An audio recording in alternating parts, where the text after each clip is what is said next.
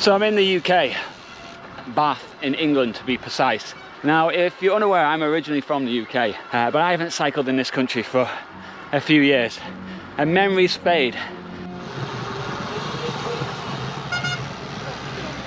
And also, I've never cycled around Bath before, and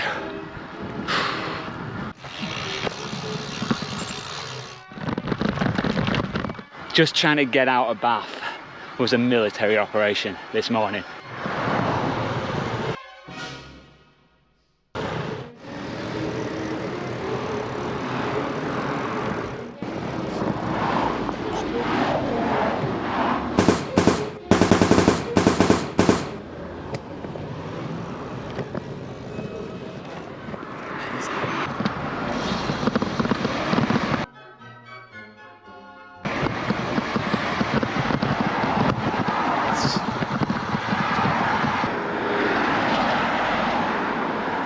But I've just pulled off now onto a quiet country road, finally.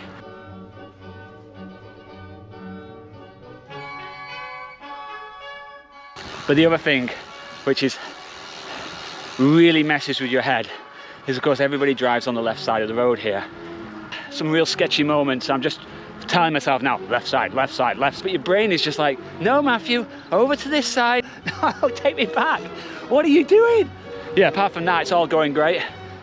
Here's the English countryside. Morning. I should note that I'm not in the UK to see what Norway can learn from UK cycling, because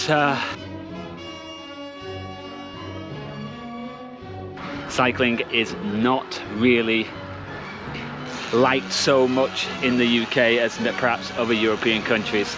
For a number of reasons, we won't go there. Fold away ones, it's ridiculous. Car, and it's a lovely summer's day. You'd imagine people would be cycling. Nobody wants to. You're sweaty, you smell. Look at him. How much has he contributed to the economy today? Nothing.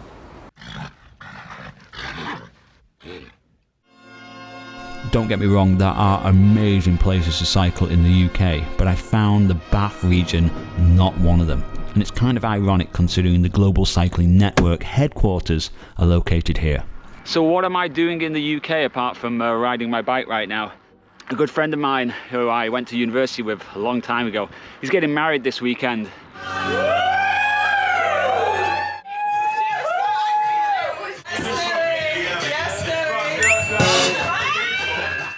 It's always nice to experience your own culture for a little while, but you do get the reverse culture shock as well. Hot, cold. Why? Too hot. It's too cold. Now the wedding is on Saturday, giving me 2 days to cycle as much as I can and explore the southwest of England. Now I don't think this area is that good for cycling, but it does have some incredible places to visit, including the Roman Baths, Cheddar Gorge, Glastonbury Tor, and this one you may know. So let's go for an adventure, but first of all, I gotta figure out how to get out of this city.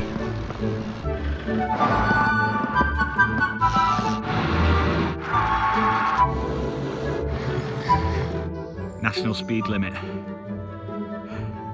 Down here. Brilliant. So the first thing we have to talk about, I love the red telephone box. It is a British cultural icon. It was designed by Sir Giles Gilbert Scott and they came into circulation in 1925. At their peak, there was over 100,000 of them scattered around the country. But in the 1980s, the newly privatised British Telecom made a big claim that they were killing old ladies and they had to be got rid of. See for yourself.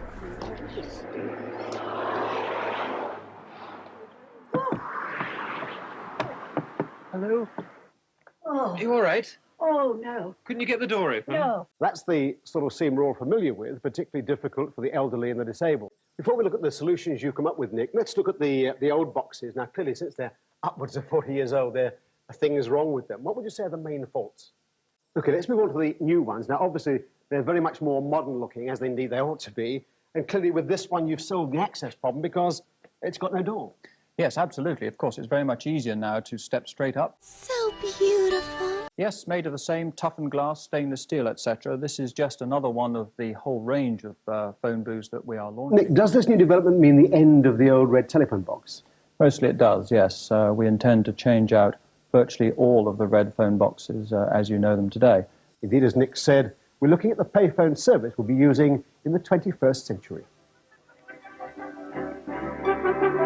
It's beautiful. So smooth. They were just a massive success. They looked beautiful, they fitted in. I mean, the public loved them. Even Lipton's got involved. This is the one outside my school. It was, for some reason, the windows were always smashed. I think it was because it was really windy or something.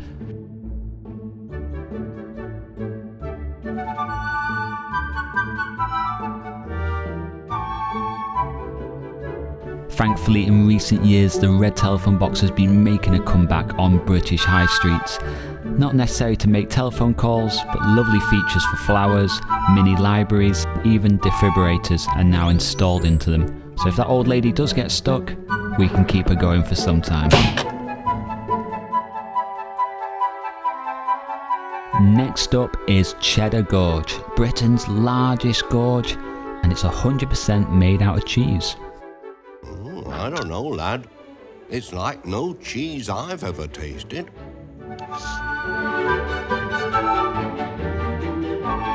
This gorge really impressed me, but unfortunately I turned up on a public holiday when every Tom, Dick and Harry was there.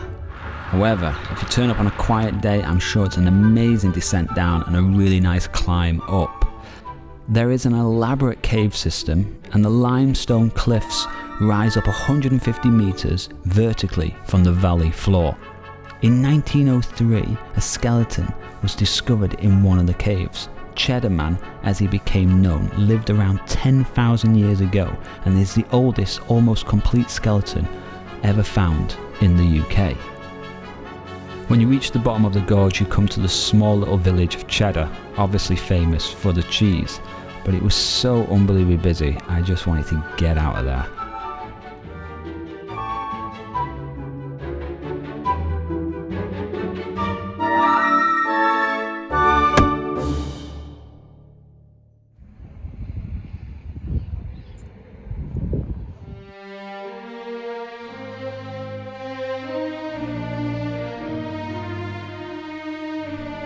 Next stop we have Glastonbury, famous for its music festival, but to be honest with you, I'm more interested in this. This iconic hill has been a spiritual magnet for centuries for both pagans and Christians. Since Neolithic times there's always been something built on top of this hill. What remains today is St. Michael's Church, built in the 14th century. Only the tower still stands, but my goodness, what a beautiful tower it is. There are many myths that surround this hill. Apparently, after Jesus' crucifixion, Joseph of Arimathea, his uncle, came to England and visited this hill, and apparently this is where the Holy Grail is buried. And King Arthur, you all know King Arthur, don't you? It is King Arthur, and these are my knights of the Round Table.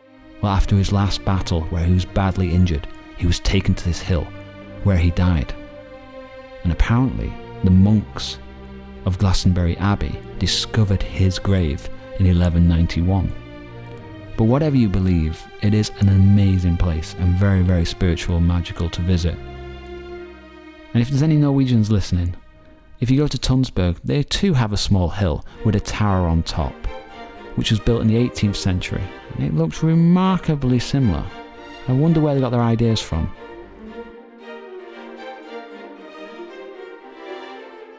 On the Friday, I tried to stick to one of Britain's national cycling routes, and it basically just takes you through loads of small little villages in the heart of the English countryside. And each one has no shop, has no gas station, has no medical facilities, but each one has a pub. Pub is short for public house, and they began in the UK back when the Romans started building roads. Now the Romans drank wine, so they were more of a wine bar to begin with. But as the locals got involved, so did the ales. And before you know it, the Great British Pub was born.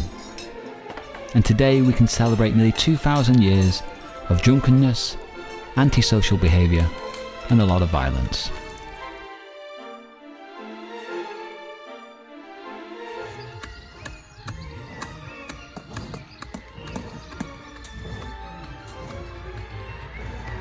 I didn't know that still existed.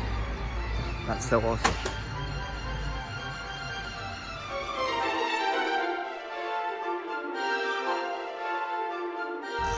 God, these villages are so beautiful, man. So beautiful. Oh look, I can't believe it. Oh my God, what are the chances?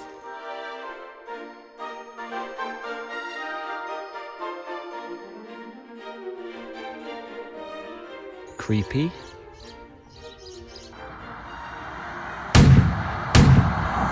Not the kind of sign you see every day. But let me explain. England is a very dangerous place. Now there is a army training ground which we're going to cycle through now, and apparently there's some lights flashing. If the light's flashing, you have to stay where you are, and you actually have to turn around if the lights are flashing. You're not allowed to go through because there's like live explosives or something. So if that's the case, I am screwed because there's no other way around basically. So fingers crossed they're not training today. I can't hear any explosions right now, but warning, tanks are ahead in the English countryside.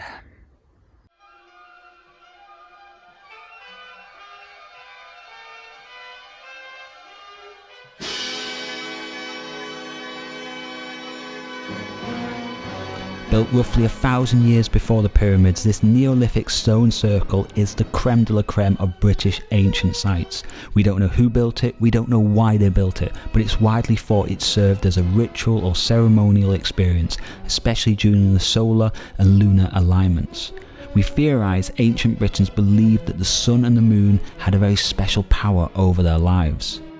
We do know it took many hundreds of years to build, starting around 3000 BC. The large stones were transported 20 miles to the site, probably on rafts down rivers, and then dragged overland using giant wooden sledges on log rollers. The smaller blue stones came from Wales, which is 200 miles away. Don't ask how. Neolithic stone circles are found all over Britain, Ireland and Brittany in France. During the Iron Age, a few appeared in southern Scandinavia. In fact, there's one in a park in Oslo close to where I live.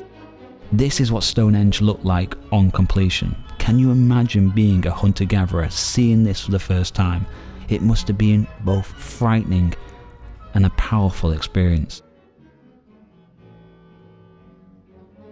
Fast forward 3,000 years, and the year is now 43 AD, and the Romans have just invaded Britain. In the southwest of England, they discover this natural hot water spring, and within 20 years they've built this incredible public baths. People from all over the empire come to soak in this natural, soothing and healing water.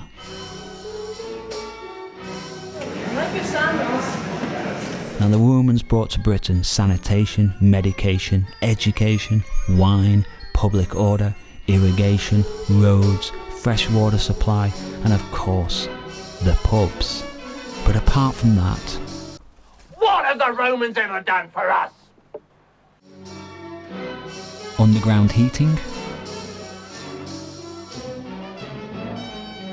We're off to the wedding and the sun's come out. Nice. All suited up. Check out Bath. It's beautiful. Bath is one of my favourite places. It's a World Heritage Site since 1987, and it has this Georgian 18th century neoclassical design to it. It never disappoints.